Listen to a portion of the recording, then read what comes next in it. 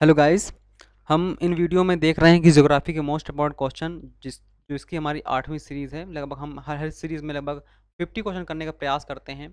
और यहाँ पर हमें जो टारगेट है हमारा वो लगभग 10,000 क्वेश्चन का है कि हमें 10,000 क्वेश्चन जो है ज्योग्राफी के एमसीक्यू करने हैं, जो आपके टीजीटी पीजीटी और एलटी ग्रेड है, आपका स्टेट पीसीएस यूपीपीएससी है, असिस्टेंट प्रोफेसर, इन सब एग्जाम के लिए बेहद इंपॉर्टेंट सीरीज चल रही है, वो आपको कंटिन्यू ज्वाइन करनी चाहिए ताकि आपके एग्जामों के लिए बेहतर सुविधा मिल सके।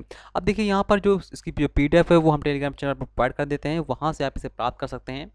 बात करते हैं क्वेश्चन की, तो जो क्वेश्चन का लेवल है वो हर एक एग्ज़ाम के लिए है आपके। आप देखेंगे क्वेश्चन का जो प्रूफ है वो कहीं ना कहीं एग्ज़ाम पर आए हुए हैं, कि कहीं ना कहीं एग्ज़ाम पैटर्न पर आधारित हैं, तो आपको क्विज करने की ज़रूरत है। ठीक है, तो चलते हैं इस सीरीज़ के पहले क्वेश्चन पर। देखिए पहला क्वेश्चन कहता है यहाँ पर सूची फर्स्ट दी गई है। सूची फर्स्ट में नदियों के नाम दिए गए हैं, नदियाँ यानी जिन चीज़ों से इस इस्लाकृतियाँ बनती हैं उसके नाम दिए गए हैं। सूची सेकंड में उन इस्लाकृतियाँ जो बनती हैं उन्हें मिलाने की बात कही गई है। तो हम यहाँ पर देखते हैं किस चीज़ से कौन सी इस्लाकृति बनती है। देखिए, नदी से बनता है तटबंध। क्या बनता है? नदी से बनता है तटबंध।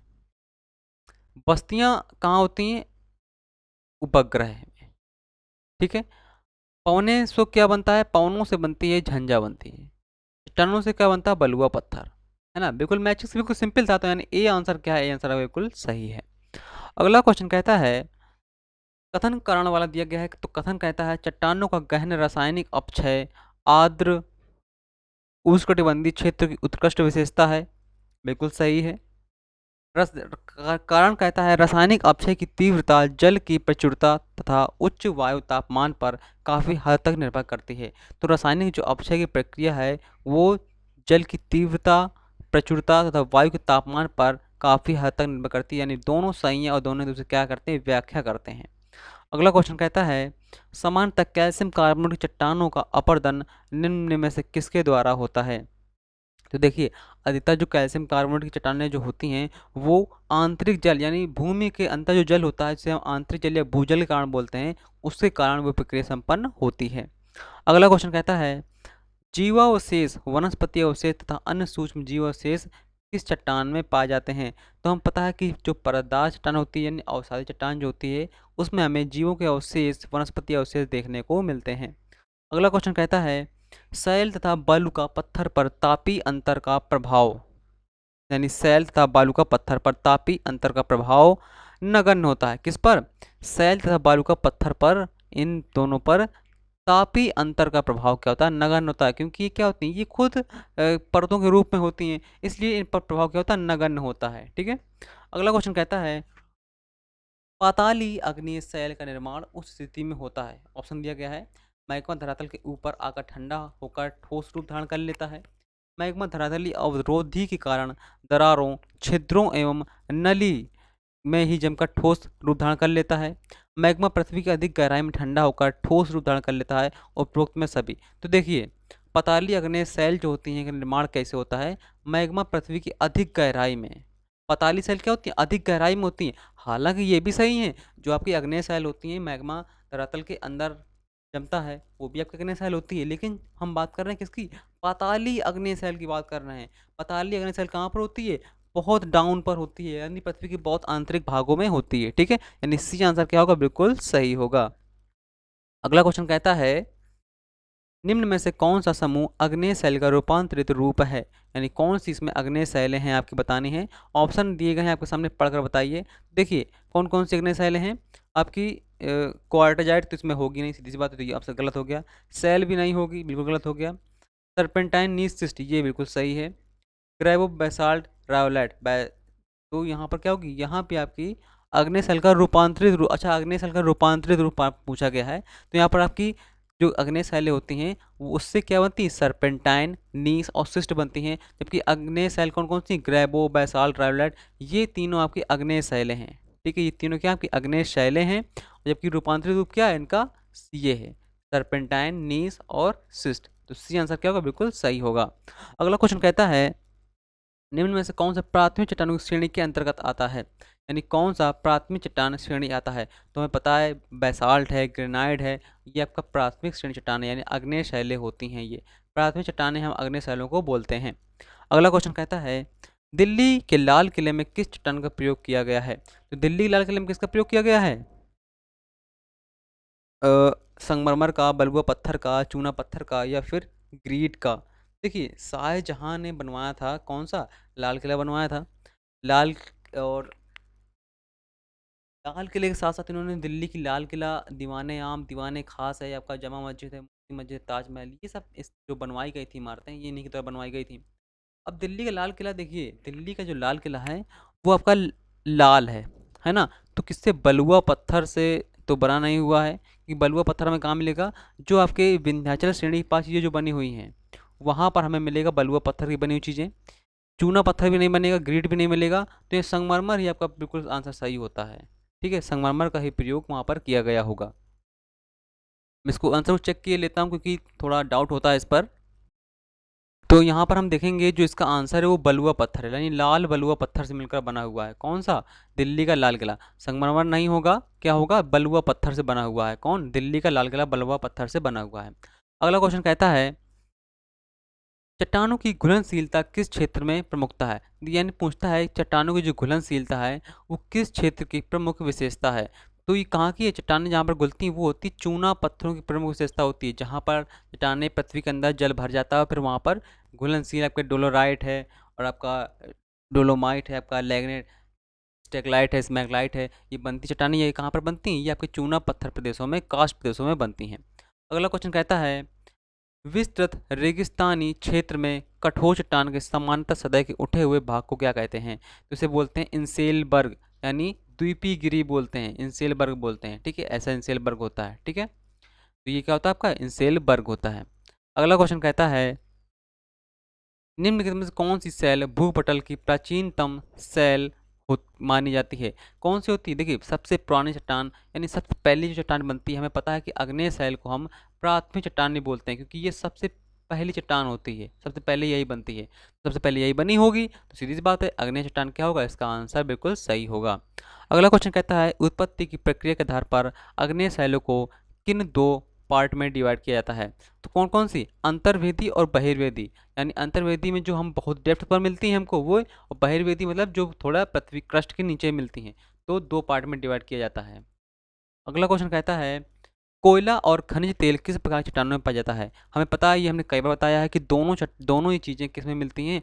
अवसादी चट्टानों में मिलती हैं। किसमें? अवसादी चट्टानों में। ठीक है, अगला क्वेश्चन कहता है, सेल के रूपांतरित बनने वाली सेल कौन सी है? तो हमें पता है सेल से क्या बनता है? स्लेट बनता है।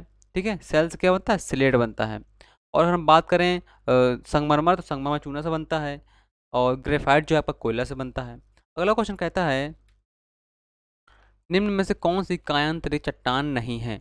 कायांतरित चट्टान पूछा गया है, कौन सी कायांतरित नहीं है? देखिए, जिस क्वेश्चन में नहीं लगा हुआ होता है उस क्वेश्चन को ध्यान से पढ़ा करिए, क्योंकि क्या होता है ये आते आते ही गलत हो जाते हैं। तो कहता है, निम्न में से कौन सी कायांतरित चट्टान नहीं है? तो स्लेट, क्वार्टजाइट, ग्रेनाइट, या फिर संगमरमर। तो ग्रेनाइट नहीं है। ग्रेनाइट कैसी है? ग्रेनाइट आपकी आग्नेय चट्टान है। कैसी है? आग्नेय चट्टान है ये। ठीक है, अगला क्वेश्चन कहता है, निम्न में से प्राथमिक सेल है, यानी कौन सी आपकी प्राथमिक सेल, यानी आपकी कौन सी अग्नेय चट्टान है? अग्नेय चट्टान को हम प्राथमिक सेल बोलते हैं। सीधी सी बात, बिल्कुल सिंपल सा क्वेश्चन, देख पीजीटी में आया क्वेश्चन है, ये समझ लीजिए। ठीक है, अगला क्वेश्चन कहता है, हीरा एक कायांतरित चट्टान है, इसका मूल रूप क्या है? तो हीरा का मूल रूप क्या है आपको पता होगा, बिल्कुल सही। तो सबको पता होता है कि कोयले से ही हीरा बनता है। ठीक है, अगला क्वेश्चन कहता है, लेपोलिथ और फैकोलिथ किस वर्ग की चट्टानें होती हैं? देखिए, लेकोलिथ और फैकोलिथ कब बनती हैं? जब आपके जहाँ पर आपके ज्वालामुखी होते हैं वहाँ पर जब जम जाते हैं। फैकोलिथ ऐसे होता है ना? लेकोलिथ आपका ऐसे जमा हुआ होता है।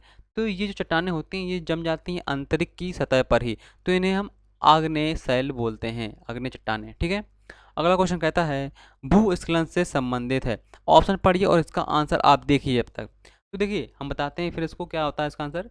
भूस्खलन किससे संबंधित होता है? जब किसी अ, स्थलखंड का कोई भाग जो होता है वो धंस जाता है। जैसे मान लीजिए आपका स्थलखंड है, ये भाग धंस गया नीचे की तरफ, तो ये क्या हो गया? भूस्खलन हो गया, है ना? यानी वो वहाँ की जो धरती होगी वो समा गई नीचे। तो इसे हम क्या बोलते हैं? आधार शैल या भूमि मलबे के तुलनात्मक रूप से शुष्क पुंज को द्रुत अवस्थगामी संचलन। सीधे सीधे से कहने का तात्पर्य क्या है कि जब कोई भूमि का मलबा नीचे चला जाता है तो उसे हम बोलते हैं भूस्खलन। ठीक है, आपने देखा होगा पहाड़ी क्षेत्रों में भूस्खलन बहुत होता है, पहाड़ गिरते हैं, पहाड़ टूटते हैं, भूमि धंसती है, उसे हम बोलते हैं भूस्खलन। ये इंग्लिश को ट्रांसलेट करके गूगल ट्रांसलेटर से लिखा गया है, तो आपको समझ में नहीं आ रहा है, बाकी आपको पता है कि भूस्खलन क्या होता है। ठीक है, इससे घबराइए नहीं, आपको पता है।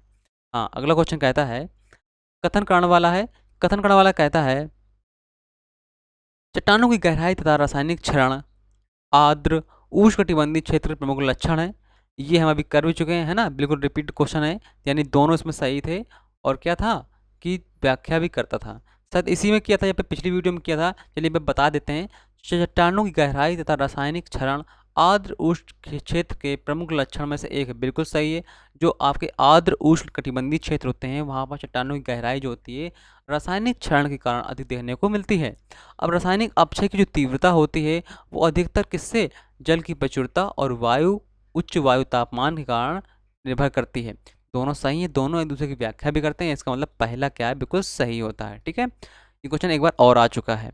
अगला क्वेश्चन कहता है, निम्न में से सेल विशेषताओं पर विचार कीजिए। कौन सेल की बात कर रहा है यहाँ पर, अवसादी सेल की। ठीक है, तो यहाँ पर हम बात करें कौन सी अवसादी सेल के बारे में, बिल्कुल सही बताया जा रहा है। ये परतदार होती हैं, बिल्कुल सही। जीवाश्म होते हैं, बिल्कुल सही। वाही सेल होते हैं, बिल्कुल सही। जल निकाय में बनती हैं, बिल्कुल सही।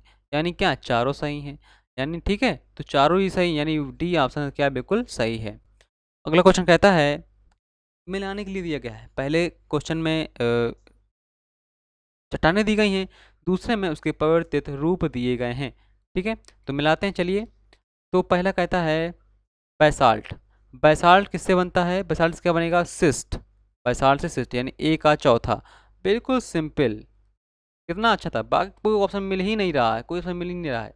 ए चौथा। ग्रेनाइट से क्या बनता है, ग्रेनाइट से बनता है आपका क्वार्टजाइट बनता है। सैंडस्टोन से बनता है आपका नीस, नहीं, ग्रेनाइट से नीस बनता है। ठीक है, तो यहाँ पर ग्रेनाइट का बी का पहला होना चाहिए। यहाँ पर देखिए ऑप्शन क्या किए गए हैं, गलत दे दिए गए हैं। ठीक है, ऑप्शन दे दिए हैं इसमें गलत, क्या होगा इसका,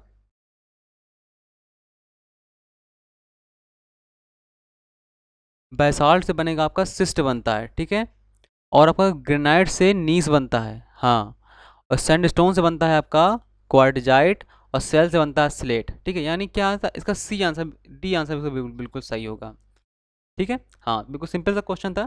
चलिए अगला क्वेश्चन कहता है, निम्न युग्म में से कौन सा युग्म सुमेलित नहीं है। देखिए नहीं पूछा गया है, ठीक है, मतलब 3 सही होंगे और 1 सही नहीं होगा, तो कौन सा कहता है सुमेलित नहीं है। तो mount Erebus, mount Erebus Japan का है क्या, नहीं, ये कहाँ का, ये अंटार्कटिका का है, तो यही गलत हो गया।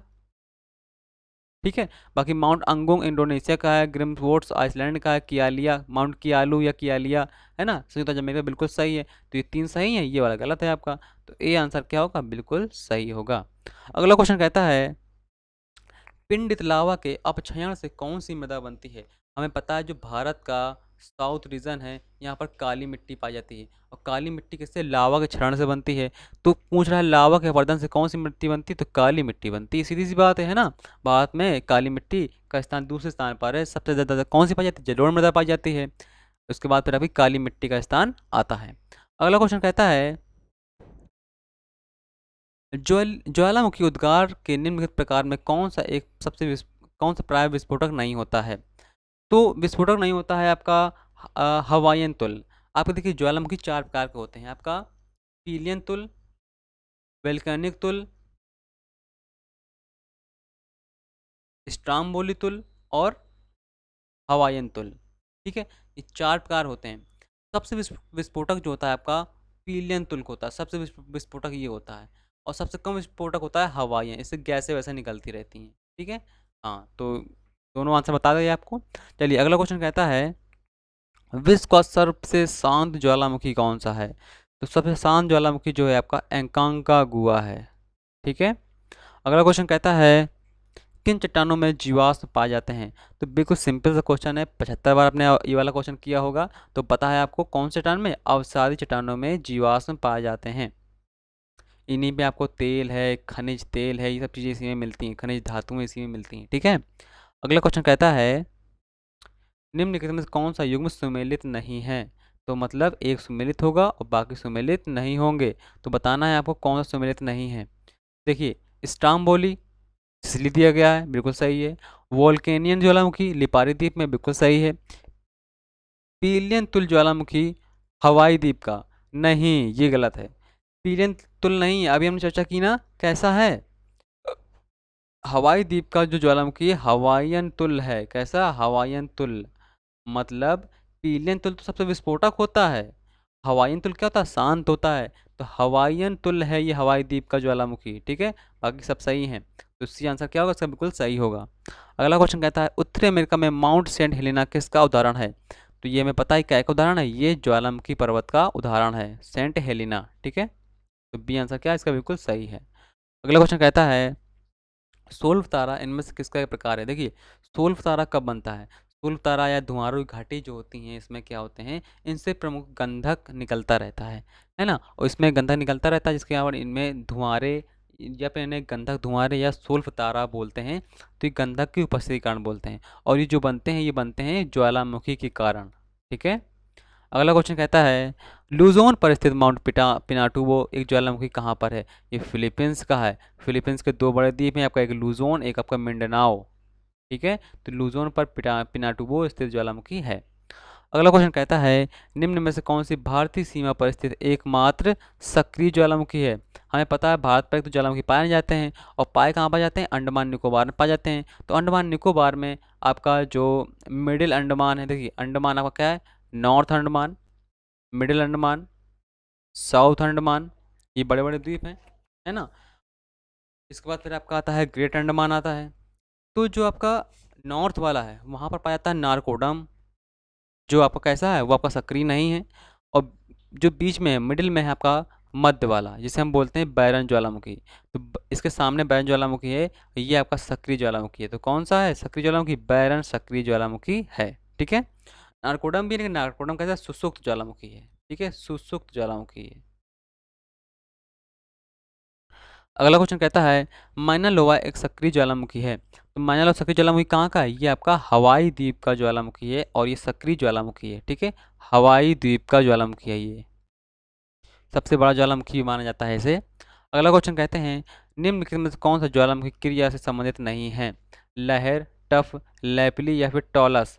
तो टॉलस जो है किससे संबंधित नहीं है? ये आपका ज्वालामुखी क्रिया से संबंध नहीं है, जबकि ये किससे संबंधित है? ये आपका संबंधित है हिमानी प्रक्रिया से। किससे? हिमानी प्रक्रिया से संबंधित है टॉलस। अगला क्वेश्चन कहता है निम्न में से कौन सा युग्म सुमेलित है? मतलब तीन सुमेलित नहीं है और एक कोई सुमेलित है। देखिए, अम्लीय लावा मैग्नीशियम का उच्च प्रतिशत नहीं किससे होता है? सिलिका से, ठीक है। पैठिक लावा सिलिका का निम्न स्तर कहा जाता है। तो हाँ, ये बिल्कुल सही है। पैठिक लावा कैसा होता है? जिसमें सिलिका की निम्न मात्रा होती है, पैठिक लावा होती है। यही आपका बिल्कुल सही है, ठीक है। अगला क्वेश्चन कहता है निम्नांकित ज्वालामुखी उद्गारों में कौन सा सर्वाधिक विस्फोटक होता है? अभी हमने बताया था आपको, पीलियन तुल, वैल्केनिक तुल, स्ट्रोम्बोली तुल और हवाईयन तुल। सबसे विस्फोटक कौन सा होता है? पीलियन तुल होता है। तो पीलियन तुल इसमें दिया गया है, पीलियन तुल इसमें नहीं दिया गया है।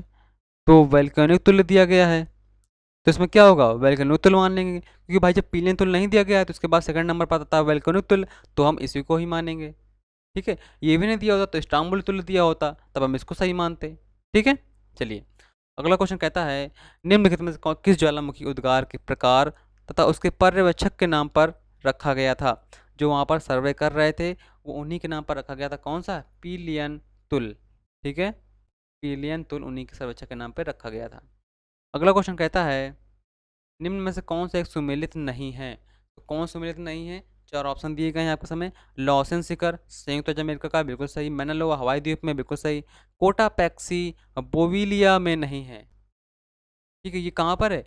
ये पड़ता है आपका इक्वेडोर में। कहाँ पर पड़ता है? इक्वेडोर में, इक्वेडोर में पड़ता है ये, ठीक है। तो सी आंसर क्या होगा इसका? बिल्कुल सही होगा, विसुवियस इटली में, बिल्कुल सही।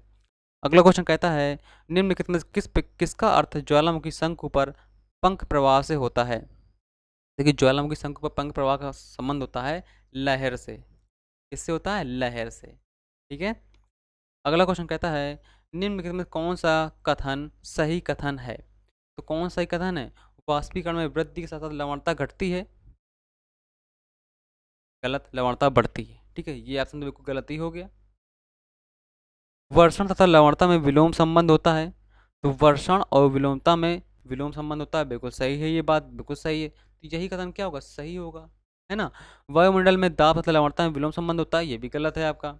महासागरों में नदियों द्वारा जल के मिश्रण से लवणता बढ़ती है। हाँ, नदियों के जल के मिश्रण से नहीं बनती है। नदियाँ जो पदार्थ लेकर आती हैं, तलछटी लेकर आती हैं, उससे लवणता बढ़ती है। नदियों के जल से लवणता नहीं बढ़ती है। ठीक है, तो ये कथन भी आपका गलत हो जाता है। अगला क्वेश्चन कहता है, ये विचार कि किन्हीं तथ्य समूहों के मध्य अंतर संबंध का अध्ययन किसी वैज्ञानिक विषय का आधार नहीं बन सकता है, ये किसने प्रस्तुत किया था? ये एच बैरोस का कथन है। किसका? एच बैरोस का कथन है ये। अगला क्वेश्चन कहता है, निम्न में से कौन से युग्म सुमेलित नहीं है? तो निम्न में कौन से युग्म सुमेलित नहीं है? क्राताकोआ, मलेशिया वाला सम्मिलित नहीं है, बाकी सब आपको सम्मिलित हैं। बाकी सब आपको पता होगा, पोपा म्यांमार में, एटना इटली का है, फ्यूजियामा जापान का है। क्रेटाकोआ यहाँ का नहीं है। क्रेटाकोआ कहाँ का है? ये आपका क्रेटाकोआ इंडोनेशिया का है शायद। हाँ, क्रेटाकोआ इंडोनेशिया का है शायद, उसमें जावा जावा द्वीप में शायद ये स्थित है। ठीक है, अगला क्वेश्चन कहता है, सुमेलित करना है आपको कि निम्न में से कौन सा पर्वत किस प्रकार का है। देखिए, अरावली कैसा है आपका? अरावली आपका है, आपका एक अवशिष्ट पर्वत है। विंध्याचल पर्वत आपका ब्लॉक पर्वत है। राजमहल आपका ज्वालामुखी पर्वत है। और डालमा आपका मोरदार पर्वत है। बिल्कुल सही। कौन सा ऑप्शन बैठ रहा है बिल्कुल फिट? यानी ए ऑप्शन बिल्कुल बिल्कुल फिट बैठ रहा है। अगला क्वेश्चन कहता है, ज्वालामुखी चट्टानों में पाए जाने वाले प्रमुख खनिज को क्या कहते हैं? तो ज्वालामुखी पर प्रमुख जो खनिज मिलता है वो मिलता है आपका सल्फर। ठीक है, सल्फर मिलता है। क्या मिलता है? सल्फर मिलता है। इसके अलावा अगर हम देखें तो बहुत सारे खनिज भी मिलते हैं, जैसे आपका क्या नाम है, मैग्नीज है, टंगस्टन है, ये देखने को मिलती हैं। ठीक है, चलिए अगला क्वेश्चन कहता है, इसकी जो पीडीएफ है आपको, पीडीएफ आपको टेलीग्राम चैनल प्रोवाइड कर दी जाती है। टेलीग्राम चैनल की लिंक दी गई है यहाँ पर, या फिर आप वहाँ पर डाल सकते हैं PAONE 9090 डाल सकते हैं। वहाँ से आपको टेलीग्राम चैनल की लिंक देखने को मिल जाएगी। अगला क्वेश्चन कहता है, या फिर आप व्हाट्सअप नंबर से भी आप इस पीडीएफ को मंगा सकते हैं। ठीक है, तो व्हाट्सअप नंबर दिया गया है, आप वहाँ से भी मंगा सकते हैं। क्रेटर तथा काल्डेरा स्थलाकृतियाँ निम्नलिखित में से किससे संबंधित हैं? तो ये ज्वालामुखी क्रिया से संबंधित होती हैं। ठीक है, जैसे हमारी ज्वालामुखी की डॉट ये होता है, छिद्र होता है, यहाँ से जब ये छिद्र में विस्फोट नहीं होने लगता है, फिर यहाँ पर पानी भर जाता है, तो फिर क्या बन जाता है? क्रेटर बन जाता है। इसी क्रेटर का जब और विस्फोट होता है, जब बड़ा हो जाता है ये, ठीक है, तो क्या बन जाता है? काल्डेरा बन जाता है। और जब यहाँ पर पानी भर जाता है तो क्या बन जाती है? क्रेटर झील बन जाती है। ठीक है, अगला क्वेश्चन कहता है, लंबे समय तक शांत रहने के पश्चात उद्गारित होने वाले ज्वालामुखी को क्या कहते हैं? तो क्या बोलते हैं? सुसुप्त ज्वालामुखी। यानी जो बहुत दिनों तक शांत रहते हैं और फिर विस्फोट होते हैं, उन्हें हम बोलते हैं सुसुप्त ज्वालामुखी। मृत ज्वालामुखी कभी नहीं फटते हैं, सक्रिय ज्वालामुखी फटते रहते हैं, निष्क्रिय ज्वालामुखी भी कभी नहीं फटते हैं। ठीक है, तो सुसुप्त ज्वालामुखी क्या होगा? बिल्कुल आंसर बिल्कुल बिल्कुल इसका सही होगा। अगला क्वेश्चन कहता है, निम्नलिखित में से कौन सी चट्टान जैविक चट्टानों के अंतर्गत आती है? यानी किसमें जैविक चीजें पाई जाती हैं? तो कौन सी? कोयला। कोयला चट्टान जो होती है आपकी जैविक चट्टान मानी जाती है। अगला क्वेश्चन कहता है, विश्व में अधिकांश ज्वालामुखी घटनाएं कहाँ पर संपन्न होती हैं? देखिए, विश्व में अधिकांश जो ज्वालामुखी घटनाएं होती हैं वो आपकी विनाशात्मक प्लेटों के किनारे होती हैं। कहाँ पर? विनाशात्मक, जहाँ पर प्लेटें खत्म हो रही होती हैं, भिड़ रही होती हैं, नष्ट हो रही, नीचे जा रही होती हैं। ठीक है, और जहाँ पर आपकी कॉन्टिनेंटल क्रस्ट और ओसनिक क्रस्ट मिलती है, वहाँ पर तो ज्वालामुखी बनता ही है। और ओसनिक, जहाँ पर ओसनिक मिलेगी तो वहाँ पर ज्वालामुखी बनेगा, लेकिन डिपेंड करता है कि ज्वालामुखी आपका हॉटस्पॉट वोल्केनो बन रहा है या नॉर्मल वोल्केनो बन रहा है। ठीक है, तो यहाँ पर क्या होगा? विनाशात्मक प्लेट किनारे ज्वालामुखी किरणें अधिकता संपन्न होती हैं। अब देखते होंगे जो परिप्रशांत मरुपेखला यानी प्रशांत महासागर के चारों तरफ का जो क्षेत्र है, वहाँ पर बहुत सारी छोटी छोटी प्लेटें पाई जाती हैं, और वहाँ पर इतने ज्वालामुखी, इतने भूकंप आते हैं कि उसको ज्वालामुखी और भूकंप का क्षेत्र ही माना जाने लगा है। ठीक है, ठीक है, जिसे हम रिंग ऑफ फायर की उपमा भी देते हैं। अगला क्वेश्चन कहता है, माउंट एटना ज्वालामुखी निम्नलिखित में से किस द्वीप पर स्थित है? तो माउंट एटना कहाँ पर स्थित है? ये आपका स्थित है सिसिली, सिसिली द्वीप में स्थित है, इटली के पास।